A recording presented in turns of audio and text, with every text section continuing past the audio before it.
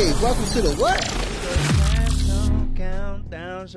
Event of the UFC 269. We got to talk about what's in the bottom right corner, man. Stunts a habit. Get like us, habits365.com /trash talk BS for a 10% discount. If you want your logo or promo in the bottom right corner, all you got to do is hit us up at My feet smell like butt at gmail.com. Hey man, greatest email account ever made, man. So let's get into the next part of the show, man. Oliveira smash, baby. Smash. He got smashed a little bit too, but he did a lot of smashing in this fight right here, man. What's your overall opinion about this fight right here, though? This is why I don't know who was betting the Poirier money, but the fact that the champ was the underdog made no sense. Yep. No sense at all. And No sense. he made y'all boys pay for it too.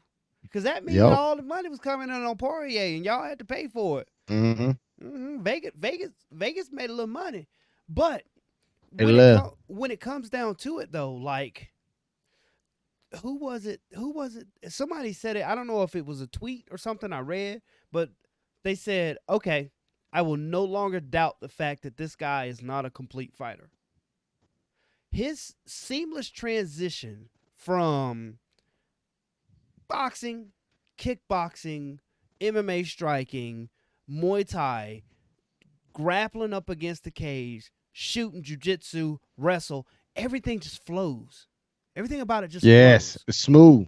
It's Like smooth. like there's no Smooth. there's no like holes where it would be like, okay, I've been boxing, kickboxing for a while, and then like I learned jujitsu. All right, cool. But there's always this instance where like we're striking, something happens, and then I go, I'm in jujitsu mode. Nah.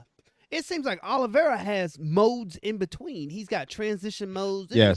This is like a Yeah. boxy jujitsu mode right here, and then we're gonna do Yeah. jujitsu. And so it's like I feel like it was overwhelming, even though he was, like you said, eating shots. He was And he was not. eating them, He dog. was eating them. His head was going back like, that jab. Poirier's jab was just connecting, dog. He was going straight down the pipe with that jab and hit him straight right in his face, though. But Oliveira did some things that helped him out in the second round, which he was kicking him in the bottom with a straight, I think it was straight right kick to the bottom to the sternum Just or throwing something those like that. steeps, yeah. And yeah. He was throwing his attacks against Poirier, even though he was eating those straight jabs and those right hands, he was throwing some punches and some kicks that allowed him to get closer within range to the point where he finally got to Poirier, where he took him to the ground, and then later on in the second round took his back. And when Oliveira takes you back, it's night night. It's It's done over. time. You can't get out of that. It's over. It's And over, and you know it. and so, but the crazy part about the entire thing though is you've got a guy, he boxes well. He kickboxes well. Mm-hmm. Okay, they say Mm-hmm. he has great jujitsu. They say he wrestles Mm-hmm. well. They say this, that, and the other. And add on top of that, this is the icing on the cake right here. You add on top of that, you know, it's all well and good, but let me add some Damian Maya aspect to it too, to where it's like that if Ronda Rousey goes for the armbar, if Damian Maya, gets that half guard sweep, if if Ryan Hall, gets underneath your legs, if Oliveira gets on your back, it's a wrap, right? Yeah. So you just gonna be good at everything, and then also have an unstoppable position. Yeah. Like it's unheard Yeah. of, sort of in MMA. It's like pick one or the other. You either got that trick, Alexei Olenek with that Ezekiel choke. If he gets you there, it's over. But like everything else is just kind of good. This man is great at everything, and then he got one that's like, hey, if I get to your back, brother, I don't care how long you've been doing this, it's over. That's I stupid. understand. That's stupid. And It's and crazy. It's crazy. and so he said those Muay Thai knees were brutal. Dustin was trying to get out of the Muay Thai clinch. Makes me think of Silva versus Franklin. Yeah, So it's like, do all this, do all that. Hey, here's some Muay Thai with some D's, and he's like, damn, we ain't even got to that subject all the way just yet. And he's like, that's cool because I'm an expert at it. Like what? Yes, yes, yes.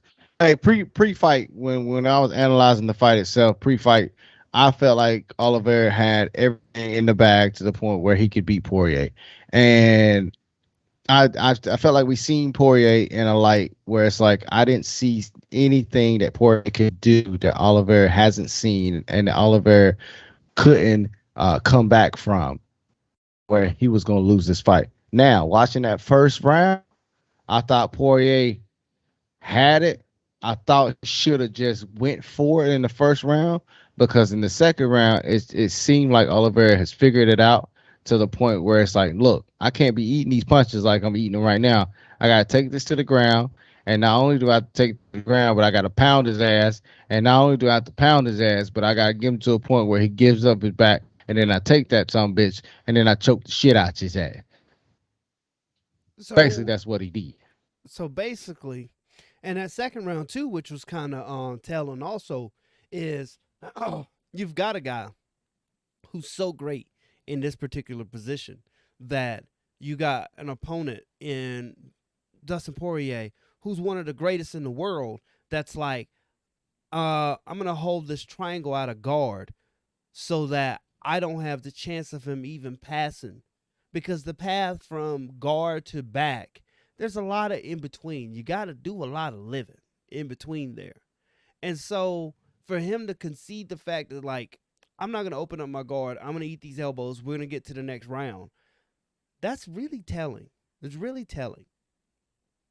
And how is this man an underdog? I don't know. I don't That's why I understand. said that. Hey, you know what I really don't understand? I don't understand how every fight or every card that we watch, Shonte Barnes puts money on the underdogs, and then in this one right here, when all the underdogs in the main events won to the point where it's probably 8-1, and you said it earlier when we had a conversation before, and you said 16-1 odds. So that means if you put what $10 on it, you win how much? I don't want to talk about it. Look, it's So my you didn't fault put because I any wasn't money on it? That's I just didn't. crazy. I was watching It's the crazy. Loma fight, and then I didn't. So then I was like, man, whatever. And they was already doing the walkout, and sometimes they close the bet and stuff. But whenever I feel like the line is out of line, I do like to put a little bit on it, just because I'm like, this is a coin flip. But with that, and I talked to somebody who was telling me, no, no, no. Juliana Pena is a live dog. And I was like, you got me convinced at plus 600 and you believe that? I'm going to put something on it. Didn't. I was going to parlay Oliveira and Pena. Didn't. I feel so bad. Why don't we just move on to the next subject so I'm Hey not man, angry about all the money hey that I lost? I man, could have got before some we of get that into the